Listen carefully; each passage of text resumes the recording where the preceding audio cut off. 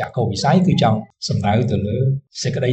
ស្រមៃចង់បានឬក៏ទិសដៅដែលយើងចង់សម្រេចទៅដល់បេសកកម្មគឺសំដៅទៅលើសំណុំនៃសកម្មភាពដែលយើងចូលរួមចំណែកដើម្បីសម្រេចឈានទៅឲ្យដល់នៅចាក់កោវិស័យដែលយើងបានកំណត់ជាចាក់កោវិស័យរបស់ក្រមប្រឹក្សានីតិកម្មយើងបានកំណត់ថាគឺជាមជ្ឈមណ្ឌលអ្នកវិនិយោគប្រឹក្សានីតិសាស្ត្រនៃក្រសួងសេដ្ឋកិច្ចនិងហិរញ្ញវត្ថុយើងសង្កេតឃើញថានៅក្នុងក្របខ័ណ្ឌនៃស្ថាប័នទូទៅការផ្ដល់មតិយោបល់លើការតាក់តែងច្បាប់ប្រព្រឹត្តទៅដោយមានក្បួនខ្នាតតិចតួចក្រៅអំពីសារាចរអនុក្រឹត្យរបស់រដ្ឋាភិបាលណែនាំអំពីវិធាននិងនីតិវិធីនៃការកសាងលិខិតបទដ្ឋានគតិយុត្តដែលមានលក្ខណៈជាទម្រង់គតិយុត្តយើងអត់មានអីផ្សេងពីនឹងទេក្រៅអំពីចំណេះដឹងរៀងខ្លួនរបស់អ្នកច្បាប់នីមួយៗដែលពោលអាងអំពីទស្សនៈទានអំពីច្បាប់ដែលខ្លួនយល់ឃើញរៀងខ្លួនដូច្នេះនៅក្នុងទស្សនៈវិស័យនេះទើបយើងជ្រើសរើសយកការផ្ដល់ប្រឹក្សាយោបល់មួយដែលប្រកបដោយអ្នកវិនិយោគទាំងនៅក្នុងកម្រិតនៃប្រវត្តិសាស្ត្រអ្នកវិនិយោគក្នុងកម្រិតនៃវិទ្យាសាស្ត្រក្នុងបរិការដែលបច្ចេកវិទ្យាលូតលាស់យ៉ាងច្រើនអញ្ចឹងហើយបានជាយើងចាំបាច់ត្រូវតែផ្សារភ្ជាប់ខ្លួនទៅនឹងយុគសម័យបច្ចេកវិទ្យាជាលទ្ធផលរាល់សមិទ្ធផលរបស់ក្រមប្រឹក្សានីតិកម្មទាំងអស់ត្រូវបានសម្រេចឡើងក្រោមទម្រង់ពីរទម្រង់ជាប្រពៃណីគឺกระดาษដែលបោះពុម្ពទម្រង់ជា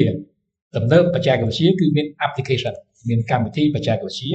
ទាំងអស់សម្រាប់ឲ្យយើងប្រើការជាប្រយោជន៍ដល់ការអនុវត្តការងារប្រចាំថ្ងៃដើម្បីសម្រេចនៅចក្ខុវិស័យនេះយើងមានបេសកកម្មមួយគឺពិនិត្យនិងប្រឹក្សាយោបល់អំពីនិត្យានុកូលភាពប្រែថាភាពដែលសមស្របទៅតាមច្បាប់ជាធរមានសម្រាប់កិច្ចការងារពិគ្រោះយោបល់ច្បាប់ទាំងឡាយណាដែលមានទំនាក់ទំនងធានាឲ្យសកម្មភាពរដ្ឋបាលសកម្មភាពនៃការសម្រេចគោលនយោបាយប្រព្រឹត្តទៅប្រកបដោយសុវត្ថិភាពស្ថិរភាពក្នុងផ្លូវច្បាប់ស្របច្បាប់ជាធរមានទី2គឺសមានគតិភាពគតិយុត្ត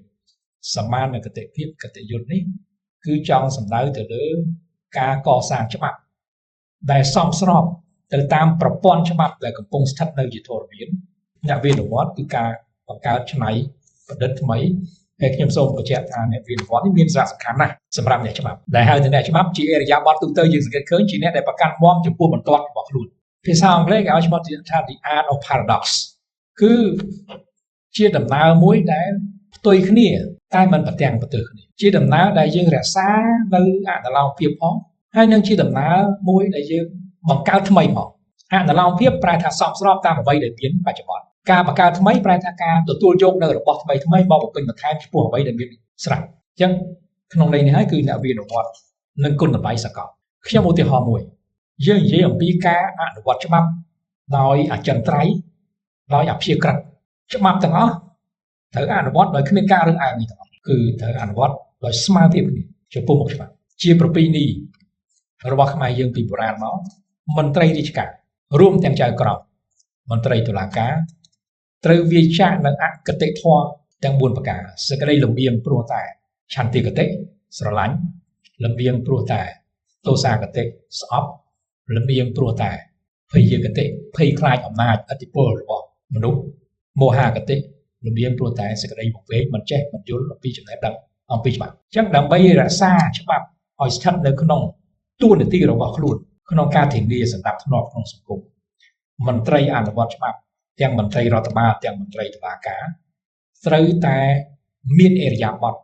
សមស្របមួយជាកណ្ដាលហើយកណ្ដាលនោះគឺវាចានៅអគតិដំណើរដែលមិនត្រូវប្រព្រឹត្តតាម4ប្រការហ្នឹងឆន្ទិគតិទោសាគតិភ័យគតិមោហគតិ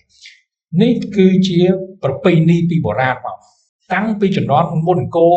ក្រោយអង្គរមកគឺថាមន្ត្រីទាំងអស់ត្រូវវាចាអគតិធម៌ទាំង4ប្រការច្បាប់កម្ពុជារបស់ខ្មែរយើងមានឈ្មោះថាក្រមប្រធមសាស្ត្រនេះបញ្ញត្តិដំបូងចែងអំពីអគតិធម៌ទាំង4ប្រការគោលការណ៍ទាំងអស់នេះនៅតែរក្សាបាននូវគុណតម្លៃសកលរបស់ខ្លួនតាំងពីជំនាន់មុនតមកដល់ជំនាន់បច្ចុប្បន្នអញ្ចឹងដើម្បីសម្រេចនៅចក្ខុវិស័យនេះយើងមានជាយុទ្ធសាស្ត្រ4ទី1គឺប្រឹក្សានីតិវិទ្យាទី2ប្រឹក្សាច្បាប់ទី3គ្រប់គ្រងព័ត៌មានវិទ្យានីតិកម្មទី4គ្រប់គ្រងកិច្ចដំណើរការទូទៅរបស់ក្រមប្រឹក្សានីតិកម្ម